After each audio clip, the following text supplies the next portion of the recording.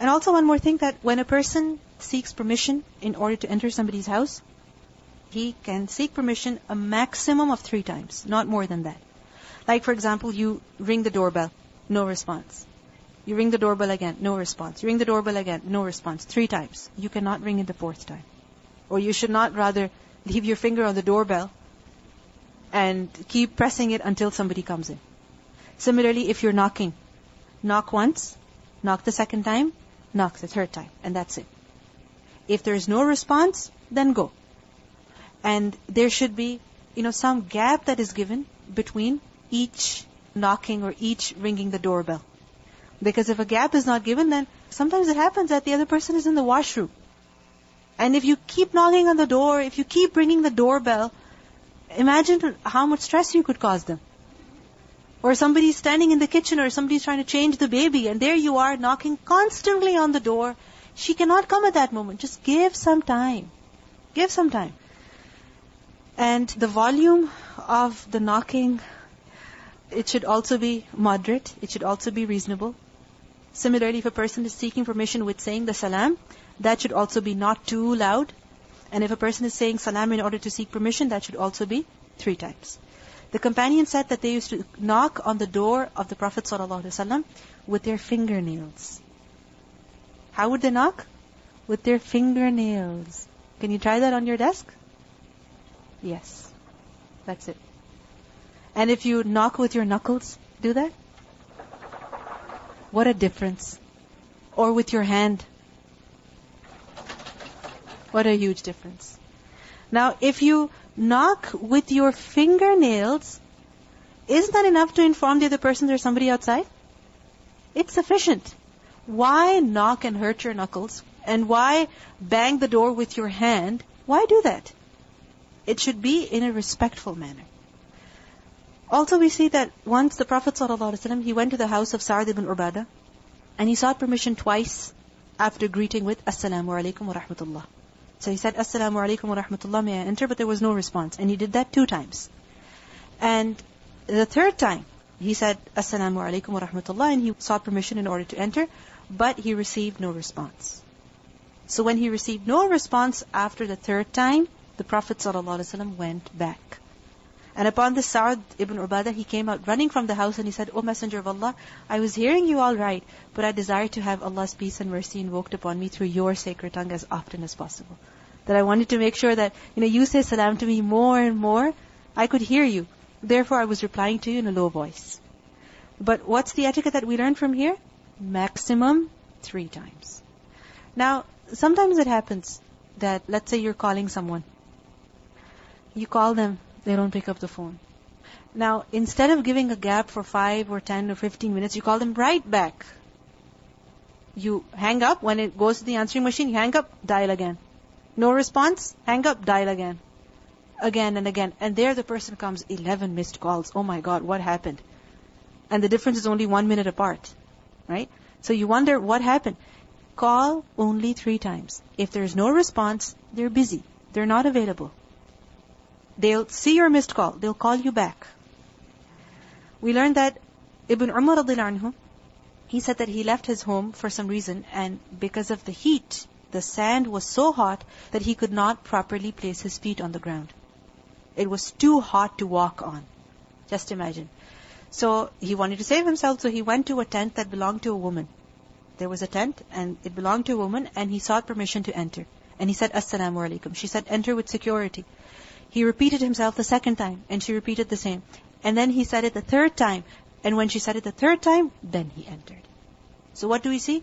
That a person should seek permission to enter at least 3 times. Now, it doesn't mean you have to make it 3 times. But it is just to make sure you are allowed. Because perhaps he wanted her to know that I am not perhaps your relative who you could be mistaken. I'm Ibn Umar, I'm somebody else. So just make sure you know who I am. This is why perhaps he sought permission 3 times. But we see that we're not allowed to do that more than 3 times. Because if you do it more than 3 times, you could be disturbing other people. Similarly, when you knock at somebody's door, when you ring the doorbell, if a child comes and opens the door, don't just walk in like that. Because it's possible that the parents have no idea. So make sure that the person who responds is a mature person. You can tell the child, can you please go call your mom? Can you please go call your dad? And then you can speak them and then enter. So the rules that we have learned thus far, first of all, that the permission should be sought in a clear way, in a respectful manner, with salam. And secondly, it should only be 3 times, not more than 3 times. Another rule, that when a person seeks permission in order to enter somebody's house, he should not stand right in front of the door. Rather, he should stand a little to the side. Why? Why do you think so? So that when the door is opened, you don't see inside the house. You don't see what is inside the house. You don't see who is inside the house. You don't see what's going on inside the house. Because remember that the house, the people of the house, and the things that are in the house, all of them are inviolable. All of them are somebody else's. And you're not allowed to look at them. You're not allowed to have access to them without the owner's permission. And remember that where we are not allowed to enter somebody's house without permission, we are also not allowed to enter our gaze into somebody's house without their permission. So this is why a person should not stand right in front of the door, rather he should stand to the side.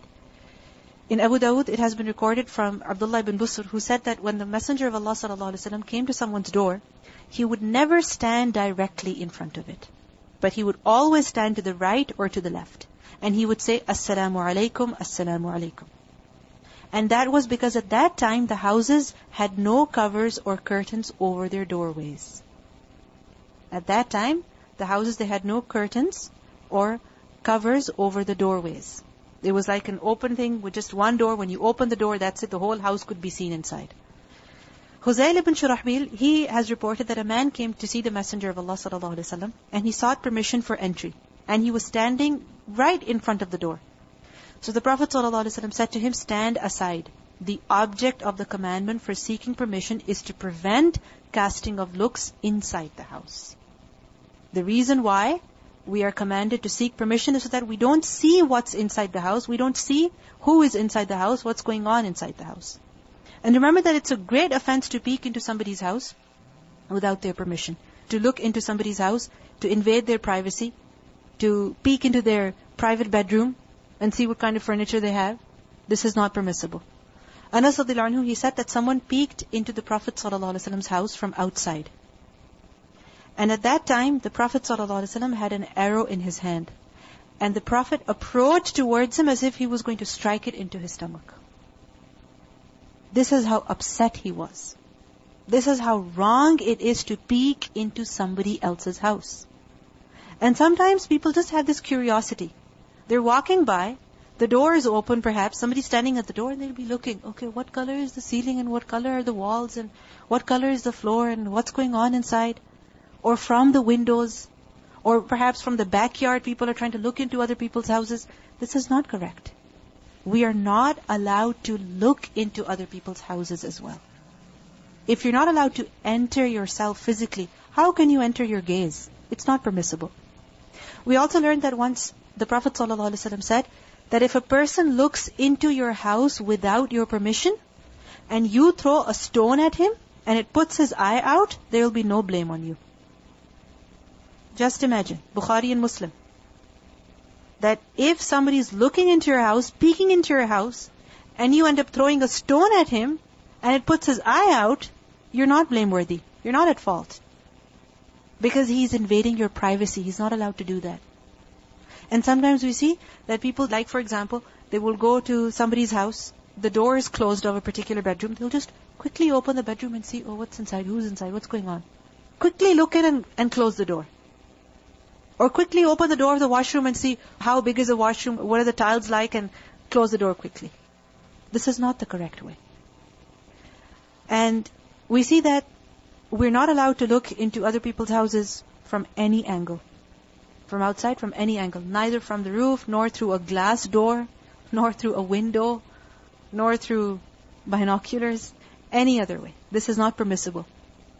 And notice, it hasn't been said that you put your blinds down all the time, you have your curtains drawn all the time, and that your doors should be closed and sealed all the time, so that you don't get any fresh air, you don't get any sunlight. No. You have the right to open your curtains. You have the right to open your window. You have the right to slightly open your door even, if you wish to. And other people who are outside, they're not allowed to look inside. And if they dare to look inside, you can actually physically injure them. And you will not be held accountable according to this religion. So we see that people should have the right to live the way they want to inside the house. Because sometimes people impose such difficulties as well. Keep the curtains closed all the time. Or you have to wear the hijab. Now obviously if a person is living in a place where there's people going outside all the time, unintentionally even, the people's sight falls in. But if you are in a place where perhaps the other building is distant or the other house is very far off and nobody can see inside unless if they really peek in, then you should be able to open your windows, you should be able to open the curtains and get some fresh air and get some sunlight so that, stale air is not trapped inside your house and you get the necessary vitamin D as well. Because unfortunately we think of hijab as something that a woman has to be covered all the time, inside the house and outside the house, in her bedroom. This is an unpractical way of living, unrealistic way of living. I remember there was this woman once that somebody told me about, and she was such that she had to cover all the time basically because of the house that she was living in, and she became pregnant and she was very, very low in vitamin D. And her bones had become extremely weak. And the doctors told her that yes, with all these supplements, you need sunlight. You need sunlight. So expose your body a little bit, expose your face, expose your hair inside the house. Open the window, perhaps go to a park at a time when nobody's there. Just expose your arms to the sun a little bit. And she could not. And eventually she broke her spine. And she was expecting. So this is not a natural way of living. Our deen is not unrealistic. وَمَا جَعَلَ عَلَيْكُمْ فِي الدِّينِ مِنْ حَرَجٍ. A person should have freedom inside the house. Other people are told, don't look in. Because if people don't even have this freedom inside the house, then women will not be able to do anything. You have to have that freedom. You should be able to open your curtains and open your windows to get some sunlight, to get some fresh air. We learned that the Prophet ﷺ said, إِذَا دَخَلَ الْبَصَرُ فَلَا إِذْنٍ. When you have already cast a look into a house, then there is no need to seek permission. When you have already cast your gaze inside the house, then there is no need to seek permission. The point of seeking permission is that you do not look at somebody's things without their permission. So, along with seeking permission, we are also not allowed to look inside the house. Another very important rule, that it is not permissible that a person goes to somebody's house and he begins to go through their private possessions. Because remember, it's the person, it's the people, it's the things as well. It's the house as well. The house and whatever it has. So if, let's say, you've gone into somebody's house, you're visiting, they've called you over, and there happens to be a phone on the table. And you're sitting, you're waiting for them to come. You pick up the phone and you're like, oh, interesting. They know this person as well? Wow, they have this person on their contacts as well? And they begin to go through their messages. Not permissible. Similarly, a diary, a notebook, a computer. These are other people's personal belongings. We're not allowed to look into them. Similarly, a person just goes into the kitchen, opens the refrigerator. Well, what's inside? Interesting. They're not looking, open the cabinets quickly and close them. Open the door quickly and close it. This is not the right way. The house and whatever is inside the house is all sacred. If they have made you sit in a particular place, then stay there. Don't go upstairs. Don't go into the bedroom unless they have allowed you to do that. And similarly, it is not permissible that a person listens to their private conversations. That, for example, you're standing outside, there's an argument going inside, and there you are, you knocked at the door, or you were about to knock at the door, and you're like, argument going on inside? Let me see what they're saying. And you begin to pay attention to what's going on. This is not permissible. Similarly, you're sitting, and you see phone messages, and you just press play button, and there their messages are being played. This is not permissible. You cannot invade the privacy of other people. And the privacy of other people is inside their house. The Prophet ﷺ said, مِنْ حُسْنِ الْإِسْلَامِ الْمَرْءِ تَرْكُهُ مَا لَا يَعْنِيهِ. That of the beauty of a person's Islam is that he leaves whatever does not concern him. So what if somebody cooked pasta yesterday? So what if they have towels in their washroom, in a cabinet? why are you looking over there? Why are you going through their cabinets and their drawers?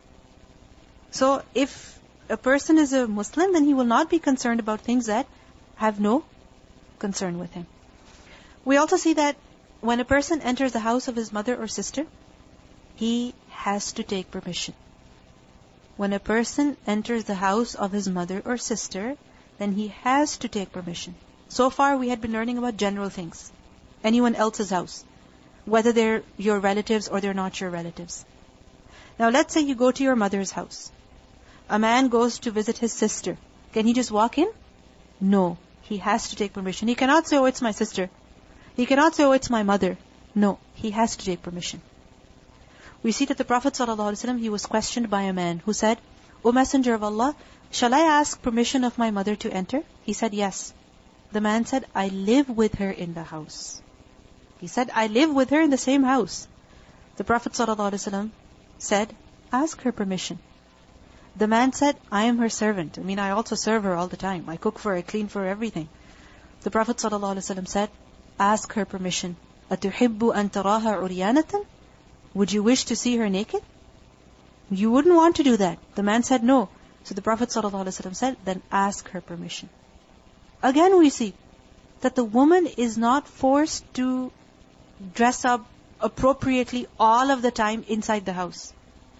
Because let's say a woman is nursing. A woman is not dressed up properly. She's wearing her bedclothes. And she has the freedom to do that inside her house.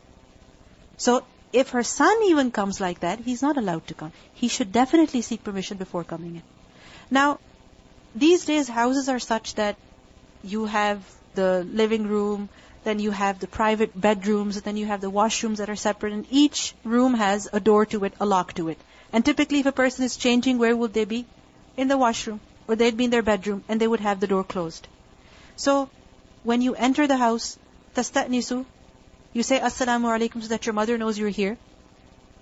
Let's say the parents have given keys to all of the children. Now if you have the keys and you knock the door or you ring the doorbell and your mother has to come from upstairs, downstairs to open the door for you, that doesn't make sense when you have the keys. What will you do? Open the door, go in, say Assalamu alaikum out loud so that everybody knows you're home. And when you have to enter into your mother's room, then every time you enter, a man, every time he has to enter into his mother's room, what does he have to do? Knock at the door, take permission. Because that is her private area. Perhaps she's lying down. Perhaps her leg is being exposed. Perhaps she's not comfortable in the way that she's dressed up, that her son should see her. This is basically for an adult son inside the house. You understand? That the adult son inside the house is not allowed to go wherever, just walk into his sister's room, walk into his mother's room like that. Similarly, when you go into your sister's room, for a man to go into his sister's room, same thing. He has to take permission. Abdullah ibn Mas'ud, he said, you have to seek permission to enter upon your mothers and sisters. This is what he said. You have to seek permission to enter upon your mothers and your sisters. And also another very important rule, that when a man comes to his own house even, he should make his presence known. Although in this ayah, what has been mentioned? When you enter into a house that is not yours, your mother's, your sister's, anybody else's, a house where your wife does not live but other people live, you have to take permission. However, when a person enters into his own house as well, again, what does he need to do? Make his presence known. Over there, he doesn't need to seek permission. What does he need to do? Make his presence known to his wife, to his daughters. Ibn Jurayj, he said, I said to Ata, does a man have to seek permission to enter upon his wife? He said, no.